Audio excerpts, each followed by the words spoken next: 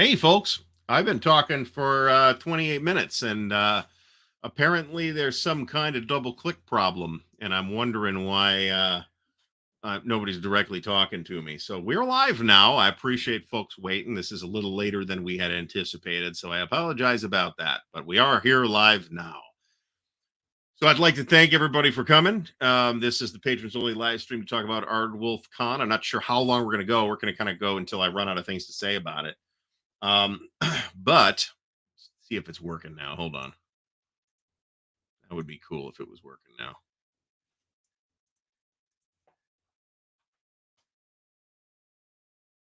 There we go. It's working now. So I think we're okay. All right. Again, sorry about that. So, and there's a huge lag here too. Yeah. All right. Good. Thanks everybody for coming. Once again, technical problem there, I suppose. And I've got a little slow off my feet this morning. I was doing CSR vote tabulation until my eyes were ready to fall out of my face. So I'm literally just I had to step away from it. I couldn't take it anymore. We're making good progress, but we're not really talking about that tonight. So we want to talk about the prospect of having sort of an Ardwulf's Lair event, right? This is a thing that's been suggested at various times for the last couple of years, really. And it's something that I've given some thought to. I mean, I have helped run events before, not really wargaming events, but I've helped run events before. And it's they can be pretty modest actually, because you don't necessarily need 200 people to have a successful wargaming event. So a couple of years ago, kind of in the middle of the pandemic, so this was probably not the most responsible thing to do, but it happened anyways, and I was there for a few hours. Somebody did a OCS playtest con, and they had, I think, somebody, either the local people or the hotel or somebody, says, "You got this room, you got it for a week." I think it was a Sunday to Saturday thing. So I'm sure some people stayed at the hotel, and that cost to get that space, like, I think he said it cost something like 13 or $1,400. Okay, so everybody that came pitched in some money, and they made it work, right? But they only drew like 18, 16 or 18 people, right? And they ran three pretty big play tests of I don't know that it's secret, and I'm not under NDA, so I'll tell you, Cross Channel Attack, which is the OCS Normandy game that is in pretty intensive development right now. And I feel like that was a nice event, right? I mean, there was, you were able to kind of focus on it. You didn't have merchants and seminars and all that other stuff. And there's a decent number, I feel like, of distractions at these larger events, like particularly at Origins, where it's like, oh, I gotta go wander off to do this room now. I gotta go buy some more dice. I guess, that's a thing that would happen. It'd be like, well, you guys are moving your pieces, so I'll be back in half an hour. We usually didn't take that long. Moving in Europa is not really something that takes forever. In OCS, it kind of does. And part of that is, so I am not contemplating at the same location as Winterfest, and John is right. It is a great venue, but part of what makes it a great venue is that it's the off season, so it's cheap, and you pretty much got the hotel to yourself. Um, Historic KC Fest worked with 60 people. Yeah, I mean, that's huge. So, one of the things that I noticed at Winterfest when I first started going, and I think that first year that the attendance was like 29 or 30, right? It was like it was under 35 people. But you walked into that like on Tuesday, right? You walked into that room and everybody was playing stuff, and it felt absolutely, the energy was great. Um, it doesn't take a million people to have a successful wargaming event. Now, one thing you can do, and one thing that they used to do at Winterfest back when it was like literally 15, 10 or 15 people, was they would say, hey, here's the centerpiece game for this year's event. OCS or, whatever. They did Europa one year. I know that they did Vogt am Rhein, the Goss Vogt am Rhein, and I think it didn't go well, but I think they were doing the original decision version. Um, and then you'd have some areas for side games and stuff like that, but that's a pretty viable model, really. I mean, you only need, if as long as you can get a space that makes the money make sense. Then you ask people to, you don't ask them to pitch it. You tell them this is what it costs, right? Because you don't want to take a bath on the thing. And I have been, we have seen, um, somebody's having problems finding us here.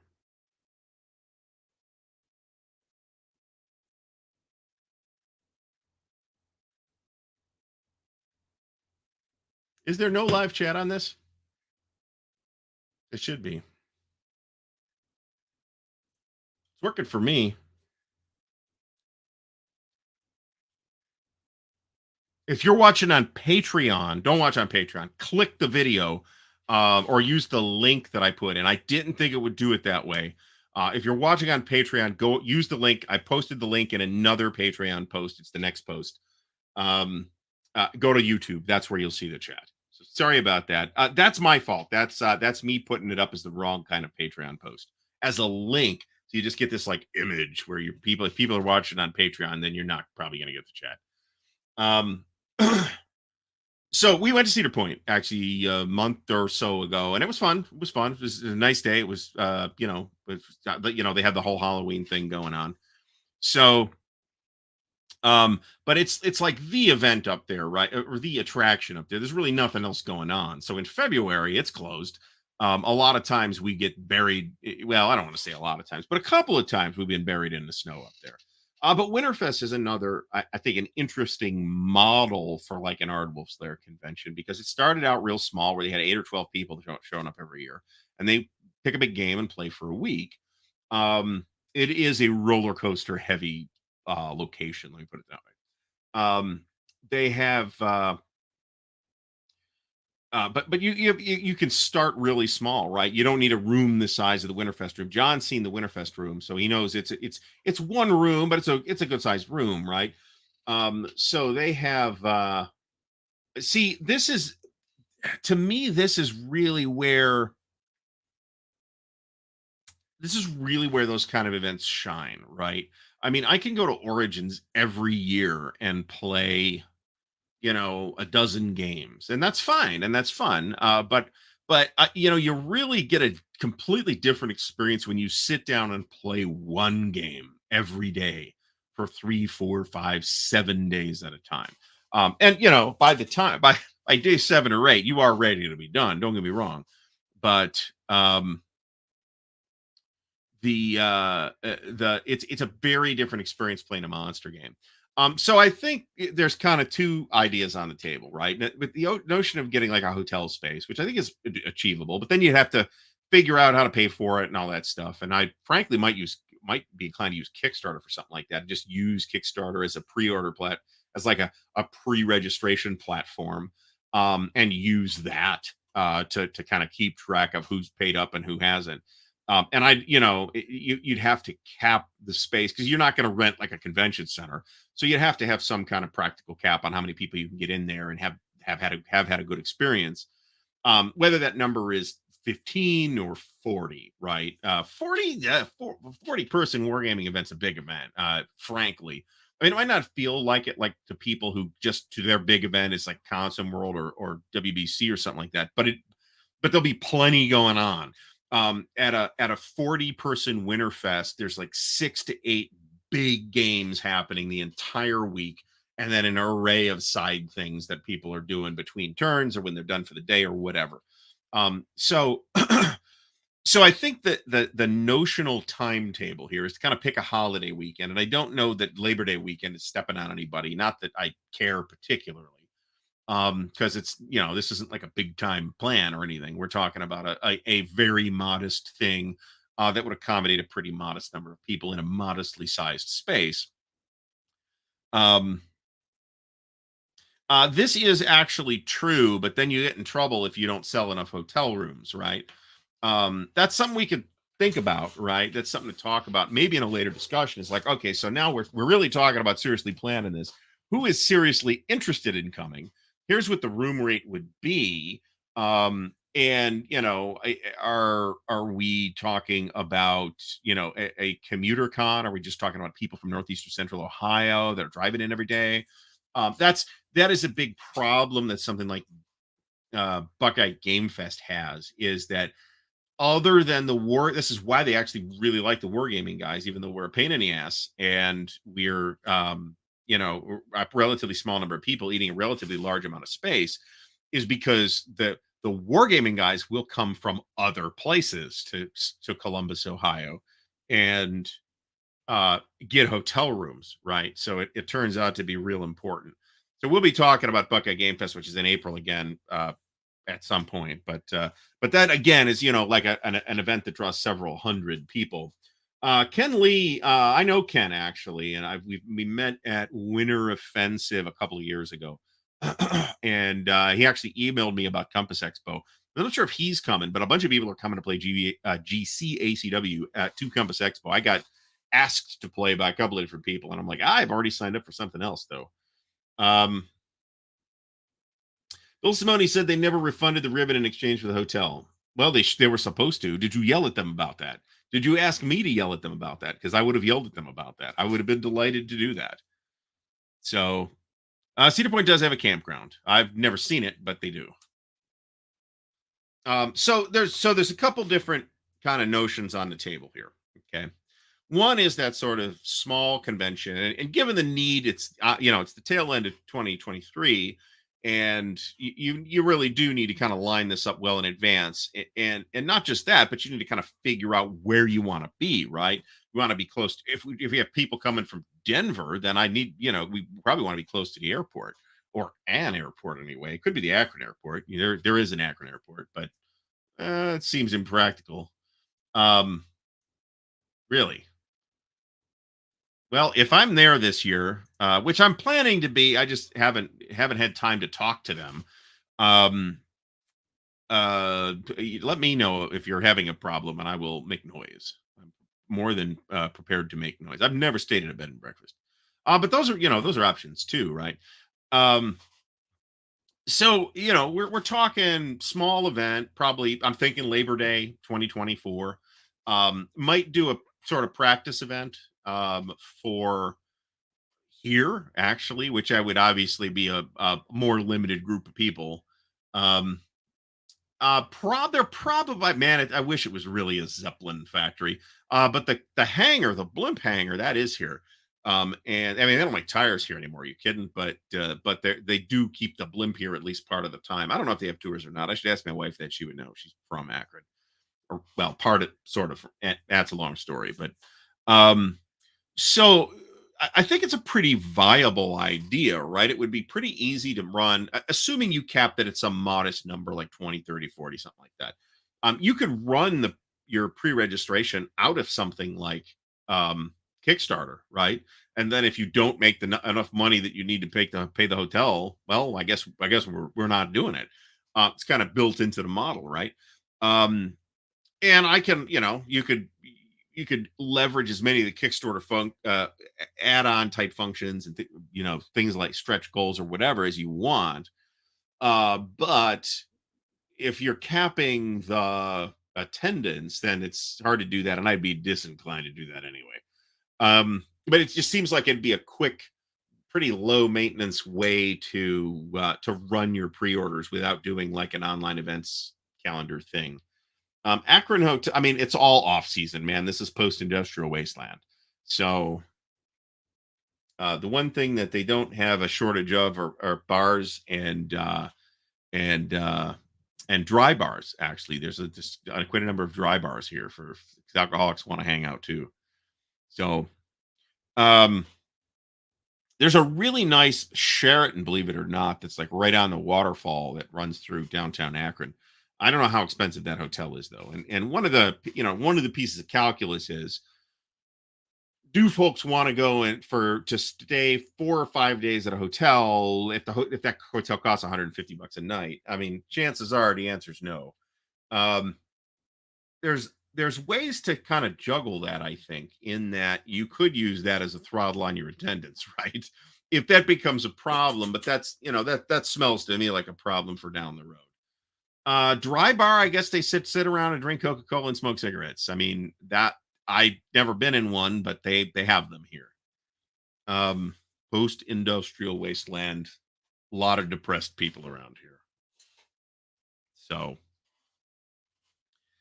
um, and the roads are terrible, but they're not really more terrible than Columbus for the most part.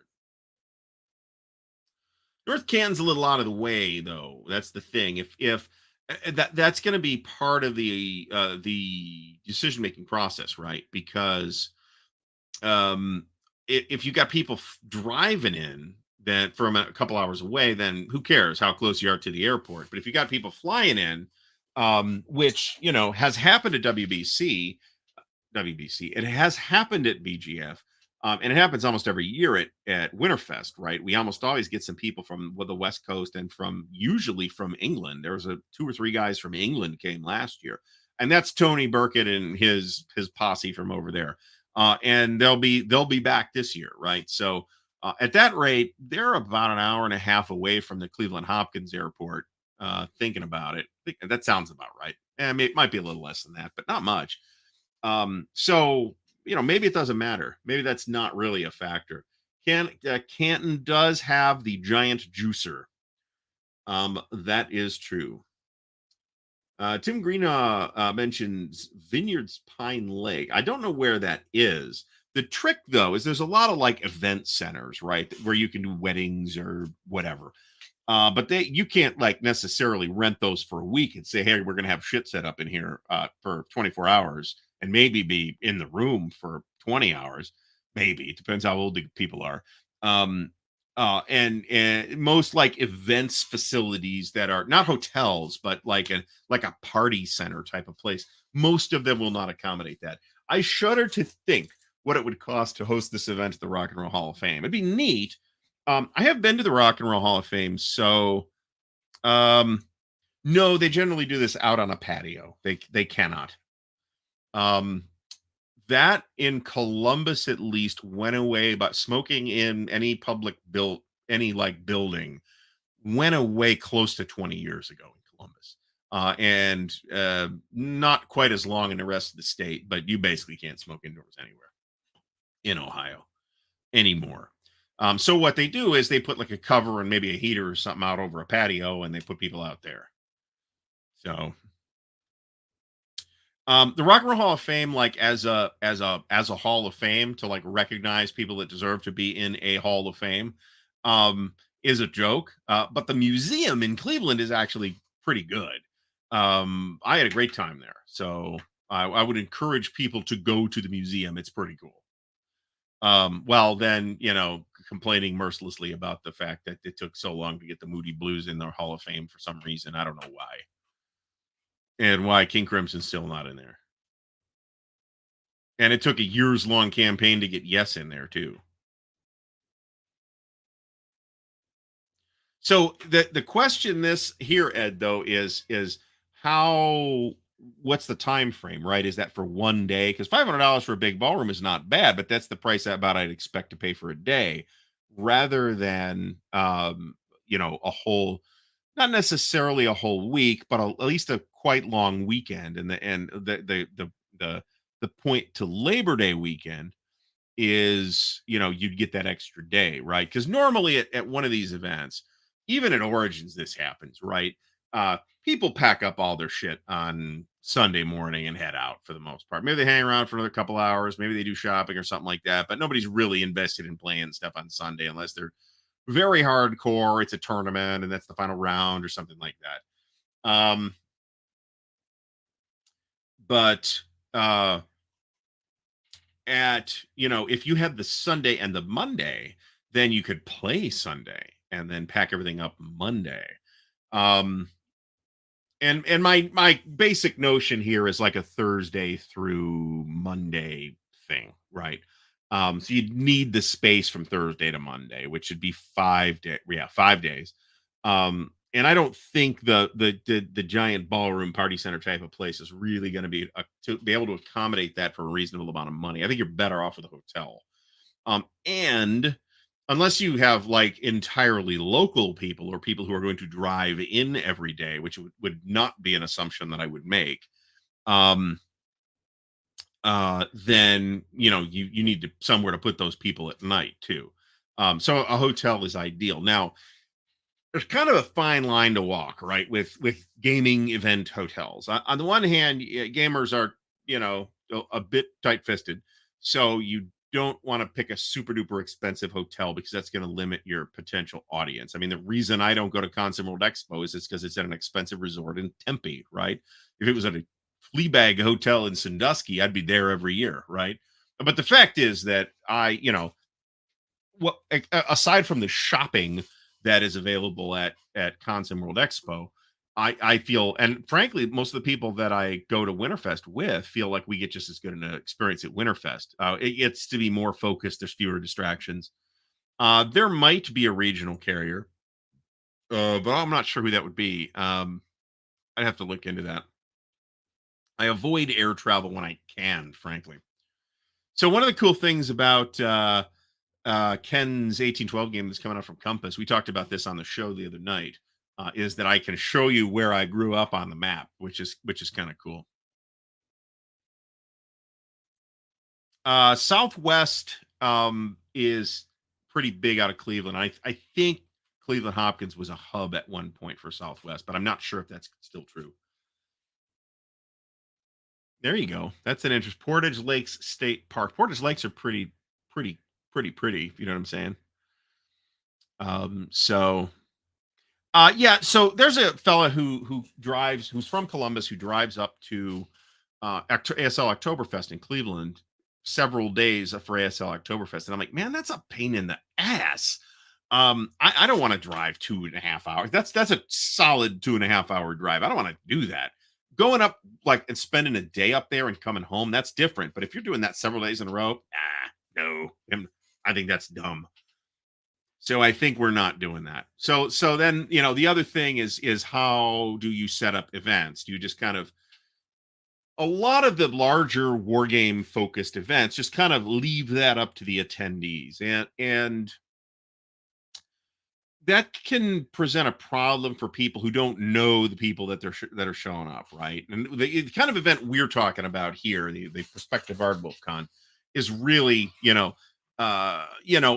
everybody will be talking to everybody before the thing, and everybody will know what they're going to be doing. But if it's like an open event, like a Compass Expo or a Winterfest, right, where you're just going to show up and expect to get into a game, maybe not. You might not. You might just play pickup stuff the whole week.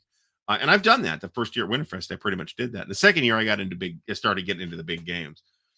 We still played a pretty big game at the first one, but it certainly wasn't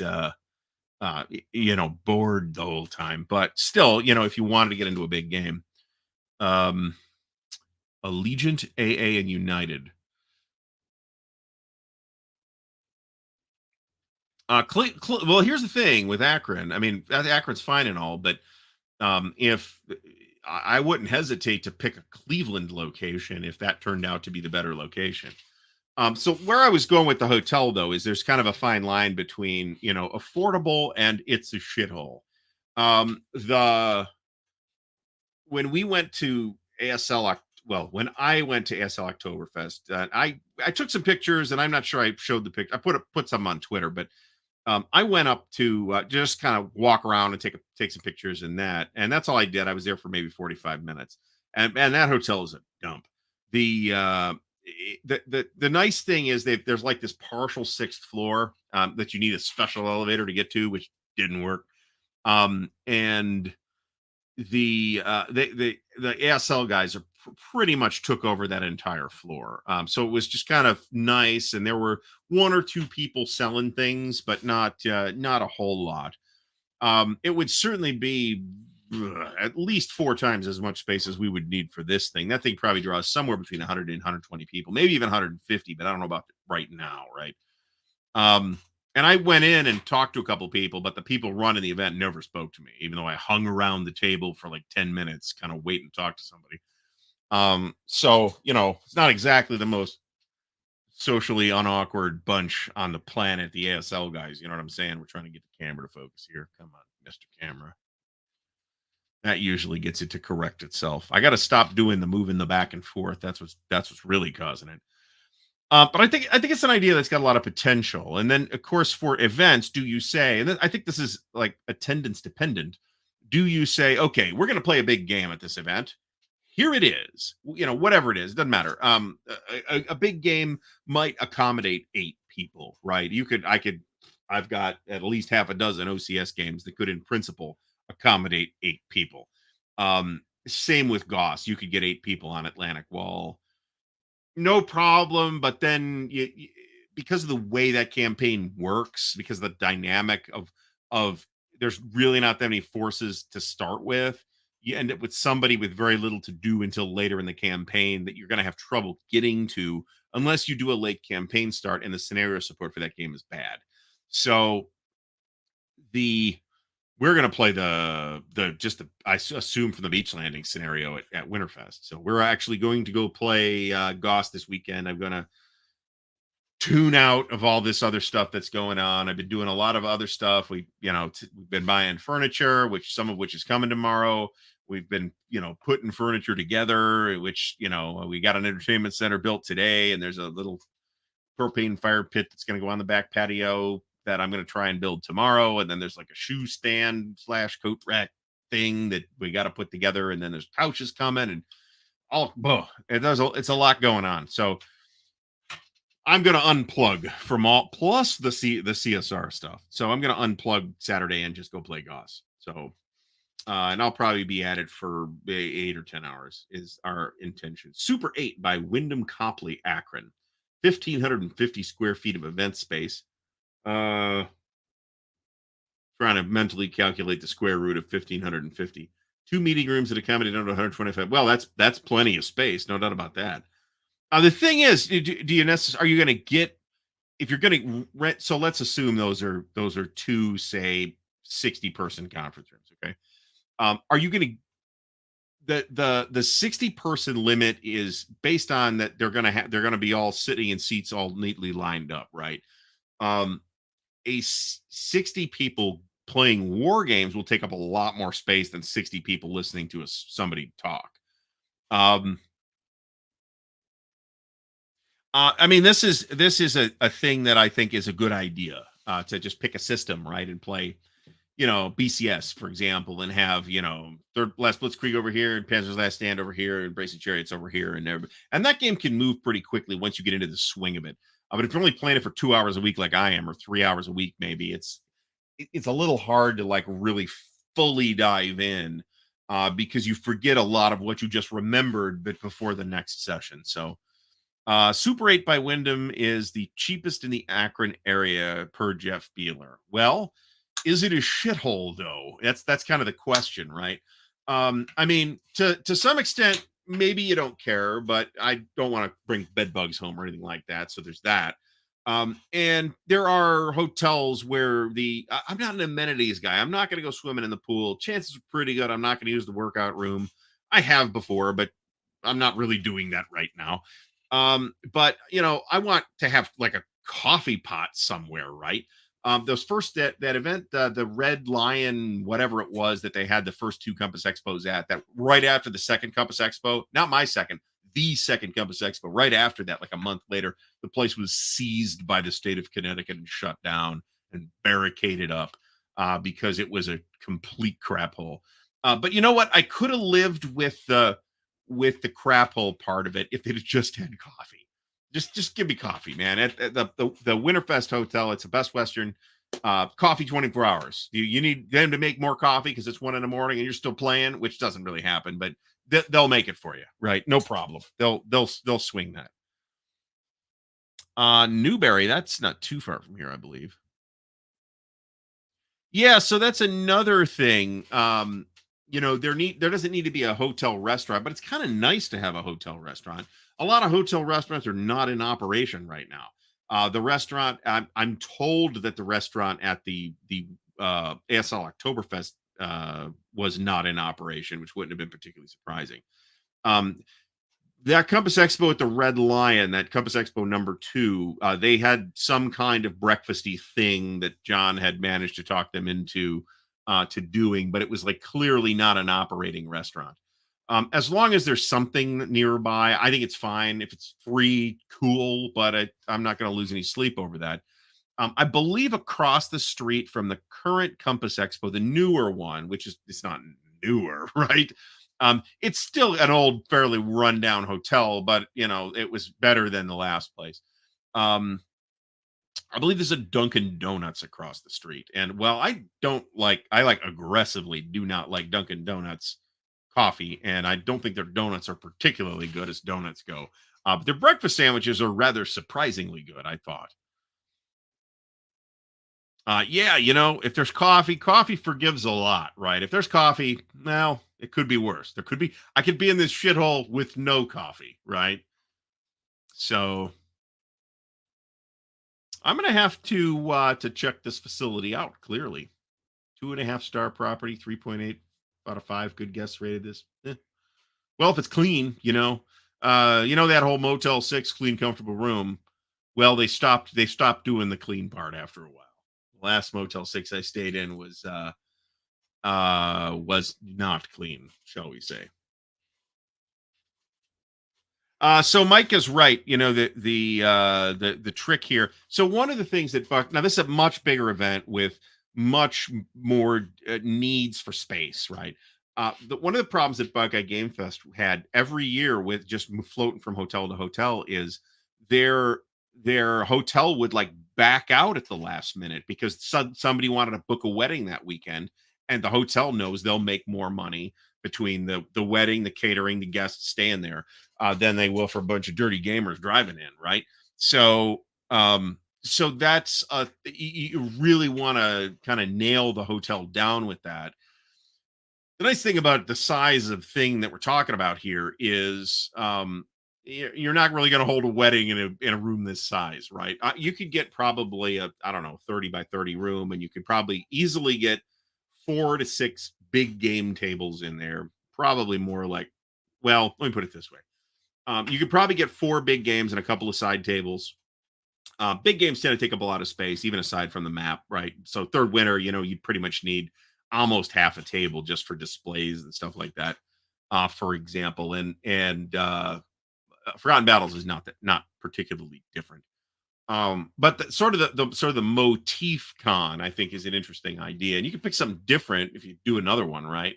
You might do GCACW one year, which has it's kind of its own crowd. There you go. There you go.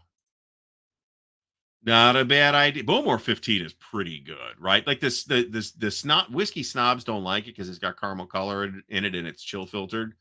And it is kind of expensive for what it is, but it's still really good. And of course you can't get it in Ohio because it's, good. So Super 8. I haven't stayed in Super 8 in a long time. I imagine they're pretty variable. Um Kind of the perfect um the I don't want to say this, but um the best western that we use for Winterfest is it's older, but it's pretty well made for the most part. It's pretty well maintained. There's like another function room across the hall from where the gaming happens that has been basically under construction the entire time we've been there. Um, and it's just we could actually throw a table down and game in there. I'm sure they wouldn't care. But it's a bare concrete floor and there's no lights. You have to bring in your own lights. That's a good idea. That's a good idea. And I'm actually talking to those guys too for reasons I can't talk about. Um, but I'm not sure I knew that he was running that. But that's supposed to be a really good event. Now, I mean, we're not talking about this as a money making operation, right? I'll be happy not to go broke on it. And I've been involved in as I was an events director at a con in Lorraine. This is probably 25 years ago. That decided that the perfect weekend to have their role playing game con was the Ohio State Michigan weekend. And the guy that ran the whole shebang took a total bath on it. It was bad.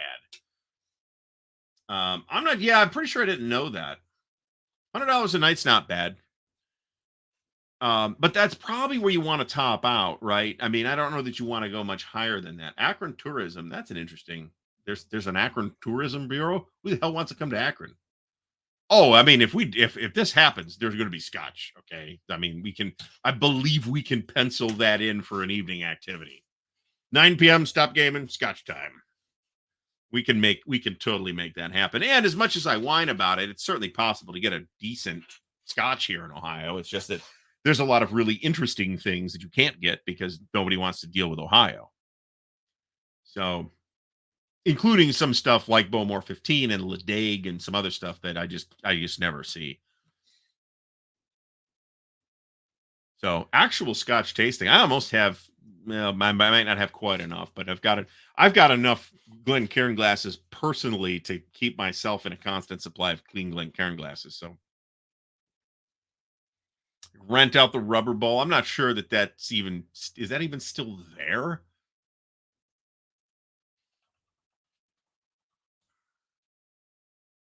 An abandoned and partially demolished stadium located in Akron, Ohio. Used to be where the Akron Zips used to play, but then they um, moved to something new, I guess, and just like abandoned the old place. That's hilarious and incredibly in character for Akron. Let me tell you.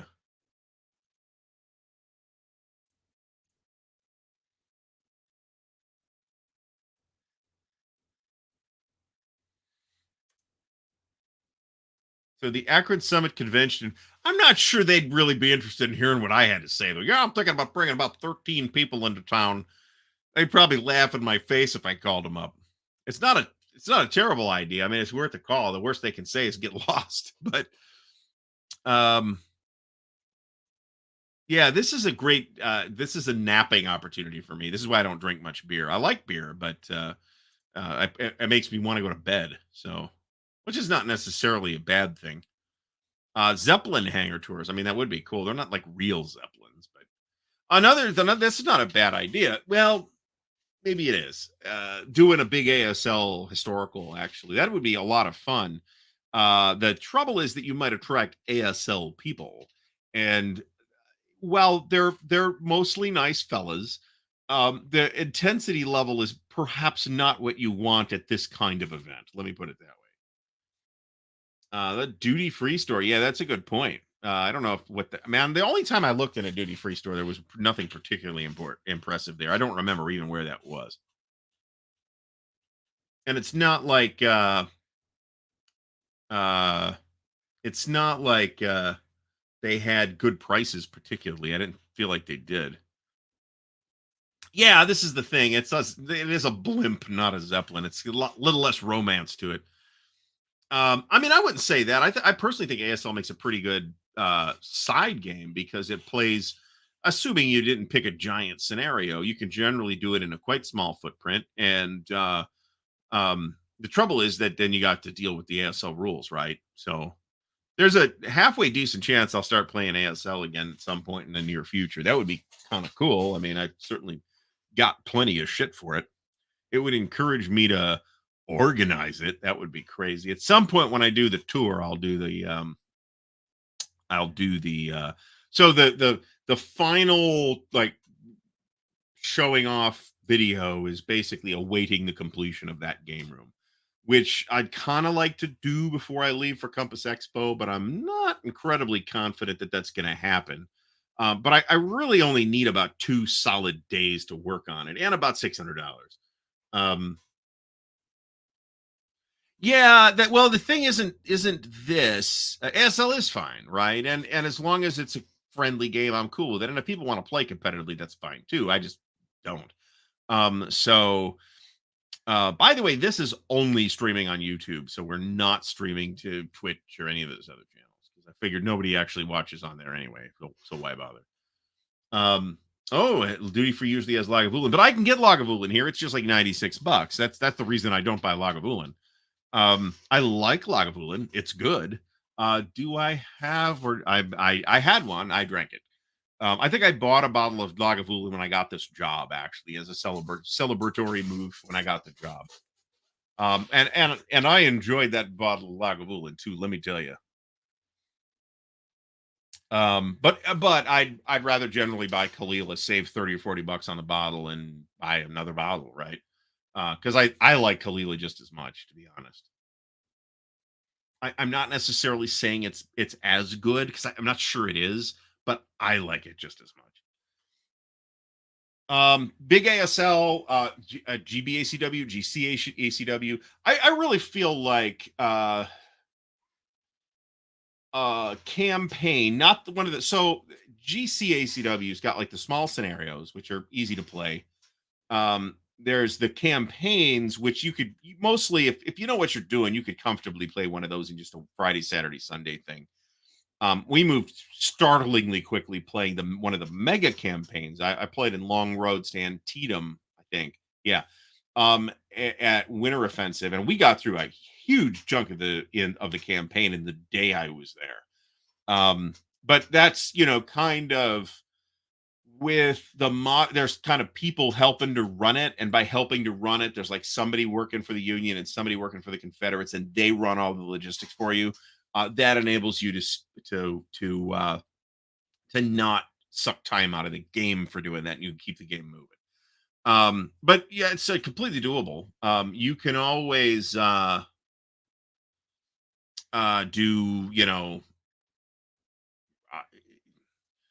I guess the time frame becomes a question, right? I mean, to me, the perfect war game event, which is not necessarily to say that this needs to be the perfect war game event. I mean, we've already got a couple of perfect war game events, right? The kind of the perfect event lasts like a holiday, like a weekend, the week that follows the weekend, and then a holiday weekend with the holiday on Monday. So you would basically get there and start setting up on Friday night, play Saturday, Sunday, Monday, Tuesday, Wednesday, Thursday, Friday, Saturday, Sunday, and then everybody leaves. Maybe pack it up on Sunday night and everybody leaves. I don't know that any events are quite that long. I mean, Consum World isn't quite that long. And WBC isn't, and Winterfest isn't. But I mean, that would be perfect. But then you got to think about, I've been playing this for 7 days, right? I'm kind of ready to be done by seven or days 6, 7, or 8, right? Um, well, certainly Western Ohio, Toledo-ish area. I mean, Toledo's a pretty depressed area too, so that might be a good location. Is pretty easy for Canadians to drive to. And there's very good food in Toledo. Toledo's got a very good food scene if you'd like Middle Eastern food. So, which I do. So, I mean, I like all the food, to be fair. And there's also Fort Meigs, depending on time of year. Labor Day is not a bad time of year to go to Fort Meigs. It's pretty neat. Maybe Dayton. Dayton might be interesting. Although Dayton's got the whole, year-round military thing going on. Hotels probably aren't that cheap, but it does have that Air Force Museum, which is pretty cool. If you wrapped on so you kind of got to figure that final day, whether that's a Sunday or a Monday, that final day is you're really not going to do the big gaming on. You might do some pickup stuff in the morning, but mostly people just want to get out at that point. Tony Pacos, yeah, there you go. Um, the I mean, even at Winterfest, pretty much everything gets knocked down on Friday, and on Saturday, which is technically the last day. Saturday, usually there's somewhere between 3 and 5 people that will hang around until 2 or 3 in the afternoon, and those are generally folks that don't live all that far away, and they can just go hang out and then drive 40 minutes home or whatever. I want to say the commute out there for me is going to be about an hour. I think that sounds right. I mean, it's not commute. I'm not commuting out there. Hell with that. I'm staying in the hotel. As long as you're splitting it with people, it's cheap too. So, I mean, that's true everywhere, right? I mean, if you're split, you can even um help defray the costs a lot for an expensive event like Concert World Expo, um, by splitting the room. Now, one thing that I don't tend to see in Ohio, but I do see elsewhere. I know it happens in Connecticut. At least some hotels do it, and that Mission Palms and Tempe does it, where they'll raise the room cost if you've got 2 or 3 or 4 people in the room, right? It's still worth your while to do that money wise to split that room, but um, I think the kind of the ideal sleeping situation is two people to a room. I mean, we're assuming we're talking gamers here and not a married couple or platonic life partners or whatever. But we've done it with the rollaway bed too, with the Winter Offensive Hotel, which is pretty decent, by the way. It's older, but it's not run down particularly. It was pretty nice. Um, we got a rollaway bed and stuck Fucko on the rollaway bed, and it was fine until he got up in the middle of the night and turned all the lights on at 3 in the morning. And we're like, what the fuck? So that was funny. I make fun of Toledo, but it's not really different than many other parts of Ohio in any appreciable way. So same thing about our Lebanese food there than we have. There's actually a pretty good Middle Eastern place over here. It's pretty good. I wanted to go there tonight, and we did not. It did not occur. So I think there's been a lot of actually really good and interesting ideas here for locations. I'm a little surprised you guys are doing all this legwork for me, so thanks. That is part of the impetus of kind of talking it over with folks in the first place. Now that this is not a plan at this point, but it is you know it is a thing that thinking is happening about, and it could happen. So, well, I appreciate that. um I mean, I've been to Michigan.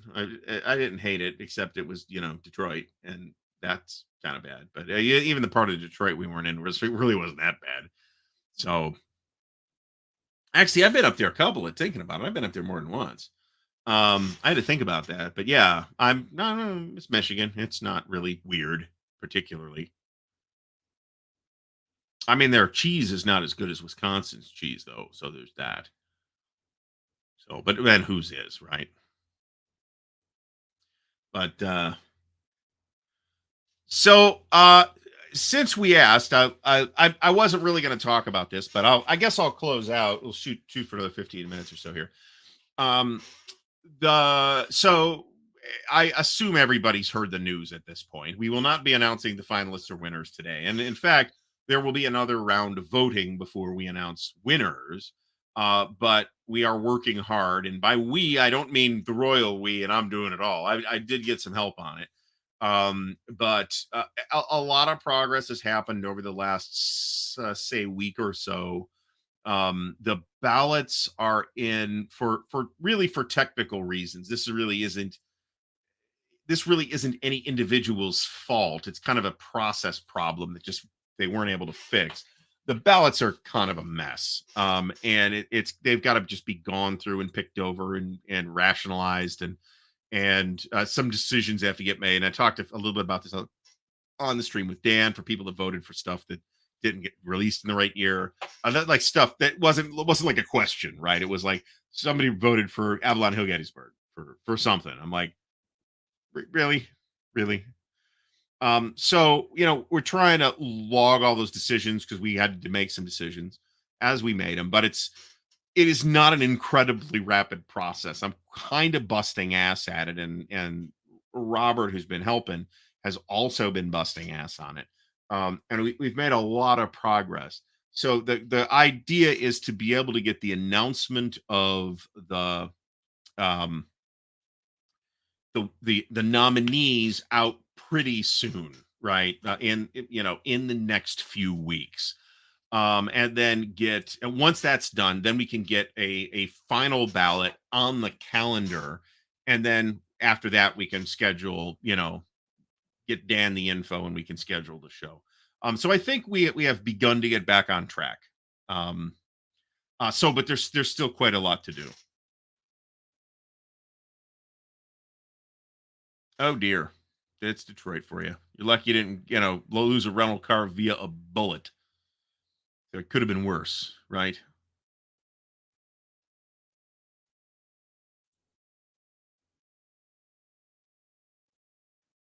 I am not seriously considering doing this in Michigan. However, as convenient as it might be for John, we'd be talking. My initial idea is somewhere in that Cleveland Akron corridor, right? I'll do it in Cleveland. I got no problem with that.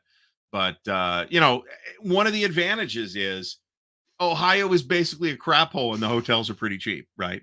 So it would be a decent drive from Wisconsin. Toledo, not so much, but to drive from the west side of, gosh, I'm not calculating this for the west side of Cleveland. Say from Cleveland to Milwaukee is about 8 or 9 hours. So it's a pretty good long drive. They do have excellent cheese. Their beer's pretty good too. So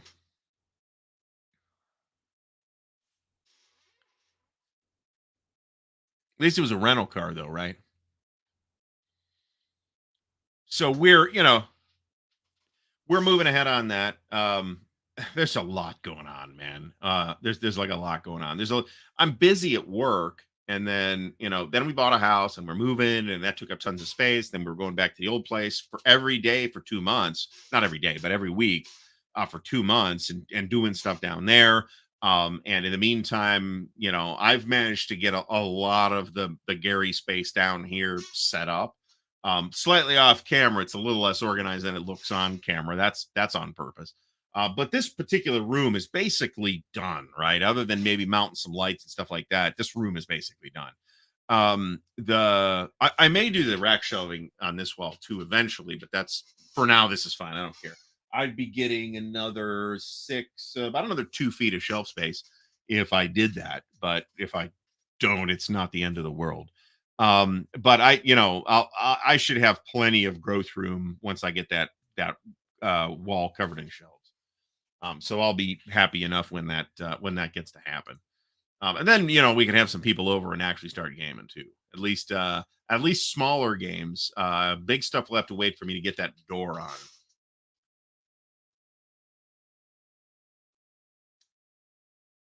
So Akron, I mean, you all got Google, but Akron it's about 40 minutes southeast of Cleveland. Okay. And then Canton is a bit southeast of Akron. I hate Canton. I got in a car accident in Akron, and the old lady that hit me lied to the cop about it, so I had to eat it. Because that's just the way it was. So we're not building a space shuttle here, right? At such time as we got thousands of voters for this thing, then at that point we maybe consider something a little more like a professional package. The basic idea of using Google Forms or Microsoft Forms or whatever is actually fine. I have no problem with that.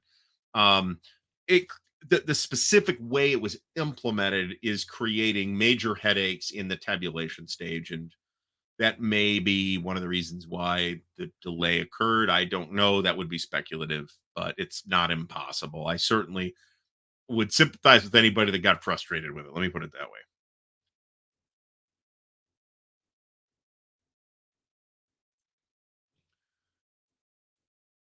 Huh. That doesn't seem too bad. I don't know. So I grew up right off I-90. So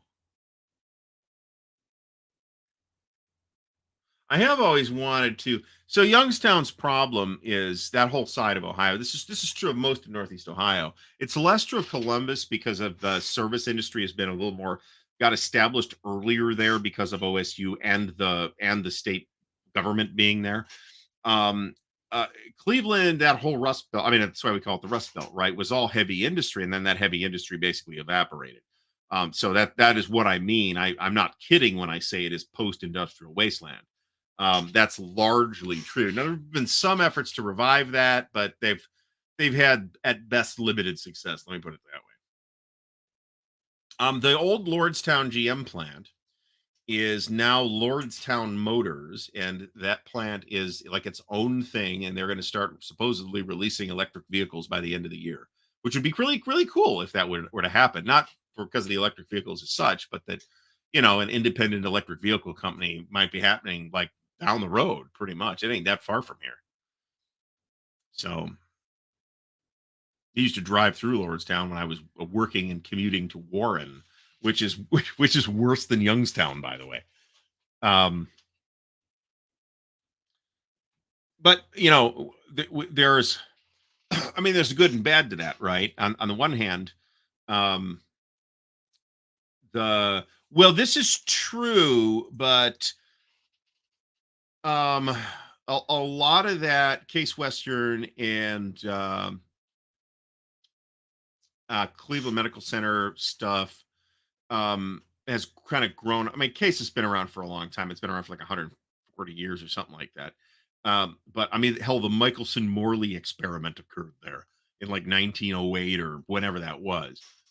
So Case, as the Case Institute of Technology was around, and Western Reserve University, blah blah blah blah blah, that was around for a long time. But they've got the Cleveland, the hospital system here is really big, and um, that's kind of really exploded over, say, the last 20 or 30 years. But that's been the same transition that we've seen in all over the places, like all over the place, right? Because industries, people need jobs, right? So industries move in because they get an attractive deal because whoever it was give them some kind of incentive to come in and have jobs there, right? Hopefully they're good jobs, and sometimes they're not. So Southeast Ohio is basically Appalachia. Um, uh, so that hasn't really managed to recover is not surprising at all. That's 4 hours is not bad. That's a very reasonable commute. I mean, hell, we're driving to Connecticut in a couple of weeks. That's literally 3 weeks from yesterday. And it's not it's about 8 or 9 hours. Worcester's right here. I mean, we do have the Amish folks around here, and there's a Grandpa's Cheese Barn. There's like a second location of Grandpa's Cheese Barn in Akron, I think, actually. Um,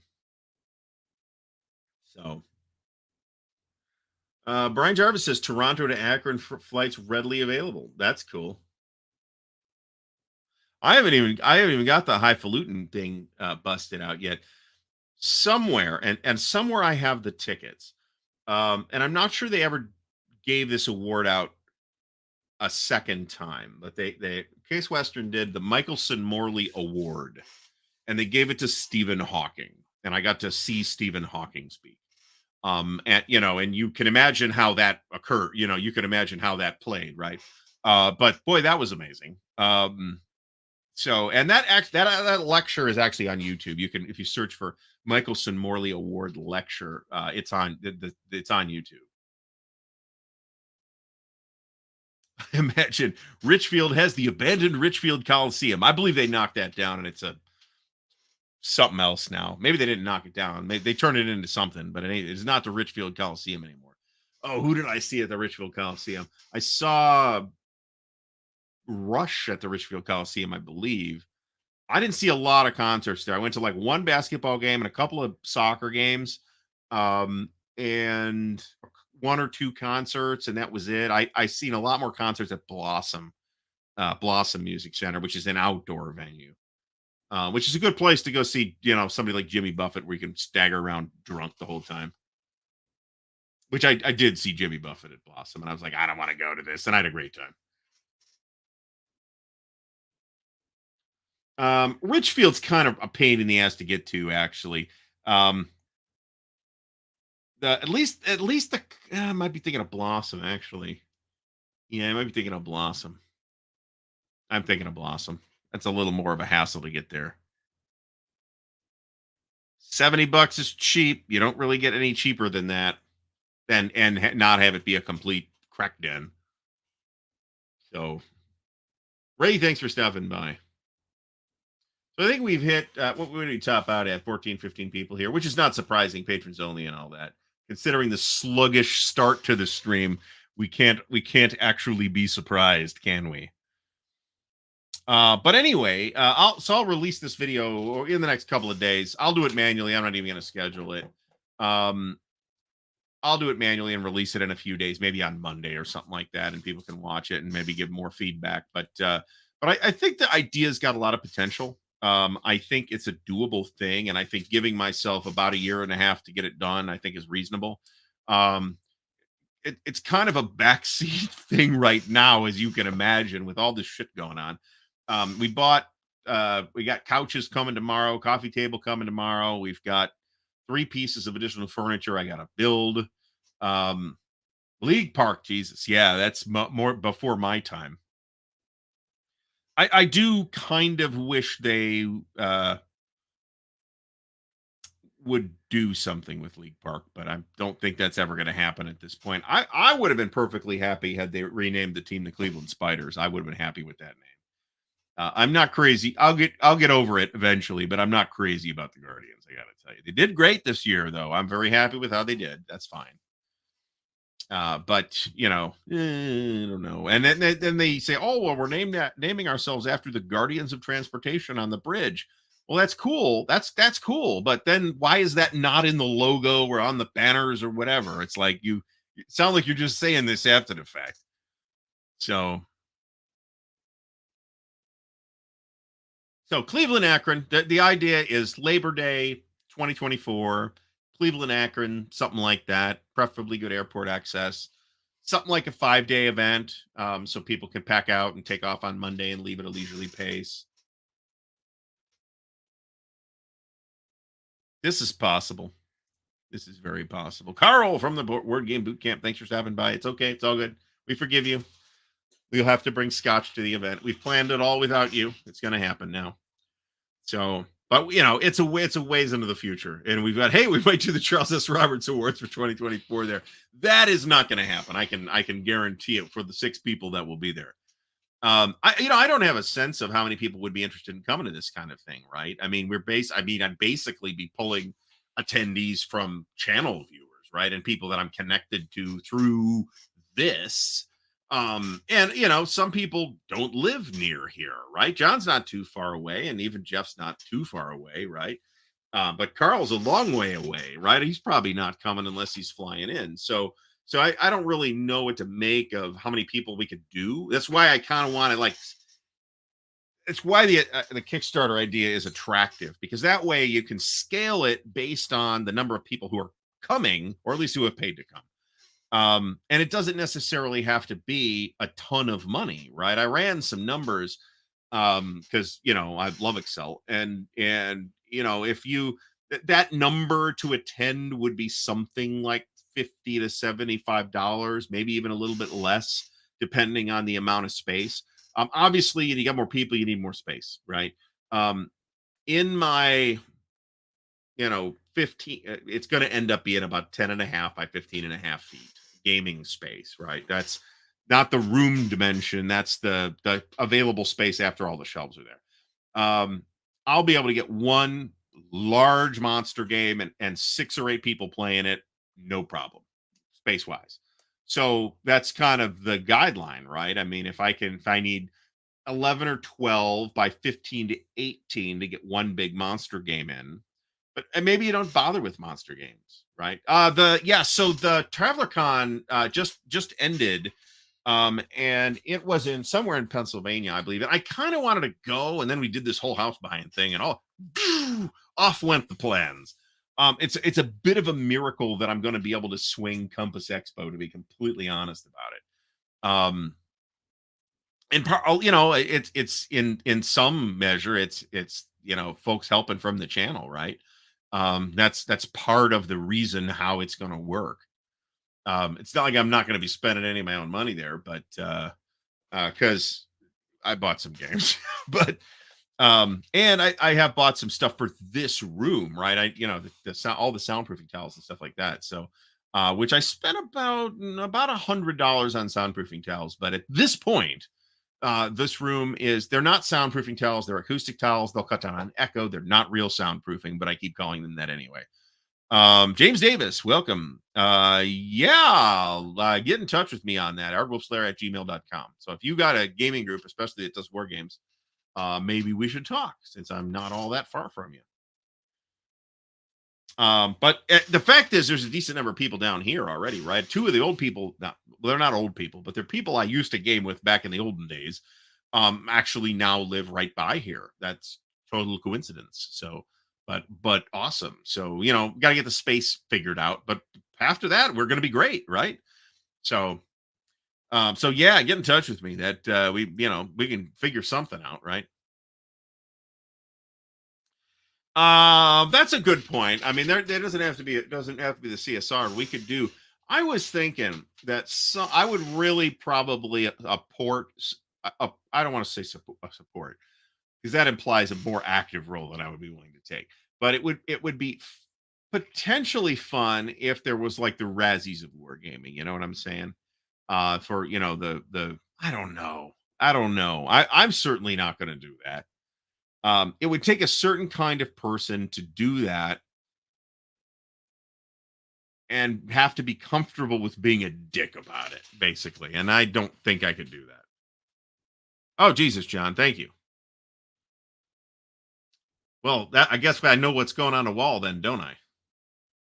That's about the size of that wall. So thank you. That's amazing. Yeah, so starting to see more of the inside of the process. Not that there's anything revelatory that occurred here, but starting to see sort of the insides of the process. Um, a lot of the problems are really structural, right? They're not necessarily so and so's fault. There were some efforts to change some of those things, and there was some pushback against those efforts, and there wasn't a strong enough push one way or the other. And the fact is that the current model is not sustainable. So we're going to have to make it work. Now there's going to need to be structural changes to categories. There's going to have to be smarter category definitions. Um, some of the problems are just because they tried to kind of carry on the traditions with the original categories of the awards, not the original categories, but the categories of the awards from 2012 or 2013, and that turned out not to be a very good model for modern wargaming. So that's going to have to be looked at. There's a bunch of non-wargame awards that maybe those awards shouldn't be there. I don't know. Um, but those are discussions that we're going to have. I am not going to just say come in and say this is how it's going to be. That was actually one of my conditions was I wasn't going to do that. We need a team effort, and I'm happy to say we're getting engagement from folks too. So it's going okay. I didn't really want to talk about it, and obviously there's a lot that I can't say, like who the nominees are. I don't have final nominees in any categories. I have presumptive nominees in about half the categories at this point, but then we have to verify those nominees that they came out in the correct year, which in many cases is trivial to do, but in some cases it's a little hairy. So and the right answer is to reach out to the publisher or the designer and say, hey, do you know if this released in 2021? And in most cases, those are reachable people. So I believe that will be able to occur without too much trouble. Once we have the presumptive nominees and backup nominees. So there was supposed to be a certificate but I don't believe any certificates actually went out over the last couple of years. The categories are never going to be perfect. So it's best to recognize that, right? There's going to be category problems in category defining games. Um, this isn't off the table. This is not off the table, but this is not something I am necessarily going to push for. I really want to have a conversation about how to do it better. Because ultimately, the risk that you run is you either do the vetting work up front and provide a vetted list for people to pick from, or you tell people to submit whatever they want, and then it's trivially easy to do the tabulation. Um, but you did the vetting before, right? So it's kind of a trade-off, right? You're doing it one way or the other. A juried thing would be a little different. Categorization in this context is hard because we're talking about periods in for a lot of the awards, and how do those periods overlap, right? A game about we're seeing a lot of games put in the wrong categories, right? A game put in a category that instinctively is right, but by the rules that were determined is not the correct category. And so things had to get moved based on that criteria. And we are trying that the motivation, the underlying principle is to recognize the good games that the voters wanted recognized, and to invalidate as few voter votes as possible. Um, that's pretty challenging, um, to be honest. And it's just going to get more under the current process. It would become unworkable with even modestly more votes, so more ballots. So, all right. So we're going to call it a night. We might actually do another patrons only live stream maybe next month sometime. I don't want to necessarily make it an event that happens all the time. So unless I will start thinking about a topic for another patrons only live stream. Let me put it that way. Because it's going to be something that I don't necessarily want 140 people at, right? It might be another ArdwulfCon discussion, actually. Maybe I'll be farther along in a month. Pretty unlikely. 3 months I may be farther along because hopefully we'll be out of the CSR pickle that we're in right now. So there's a lot of World War II games. Let me put it that way. There are a lot of World War II games. Nominations, well, votes wide, I don't know. Akron, Cleveland's pretty much going to be the place if this happens. Yeah. Oh, it might even happen in my basement. We'll see. Bill, thanks for stopping by. We are wrapping it up here. So I do appreciate Tim. Also, thanks for stopping by. Jeff, Brian as well. James, much appreciated. Vince was here for a little while. Carl was here as well. So it's great to see as many people as we got. Ray as well. I'm hoping I got everybody here. I don't have the thing in front of me that lists all the people, but I think I got everybody. It's a pretty lively chat for topping out at about 15 people. So like I said, yeah, I'm thinking maybe I should do more patrons only stuff. I mean, maybe it's not this format. Maybe, and it's going to be a live something, right? Maybe there'll be a patrons only thing where we talk about movies or music or something like that, or a patrons only thing where I complain about what I didn't like and then praise what I did like about Rings of Power. That might be interesting. That might be interesting. I don't know that I have enough my thoughts aren't structured enough. I didn't hate it. I'll tell you that. There were good things about it. So everybody have a great night, and we will see you all again. I don't have a video for tomorrow, unfortunately. That just didn't come together. Hopefully there'll be a Harn video next week, though. But that is dependent on external factors. The video is made. There's a Kickstarter coming from Columbia, and I want it to come up when the Kickstarter's live, and it's not live yet. So, but we'll see you on Monday night. We will be on at the usual time, 8 p.m. And I believe Monday's still daylight savings time until the end of the month. So everybody have a great night. Thanks for coming, and we'll see y'all again soon.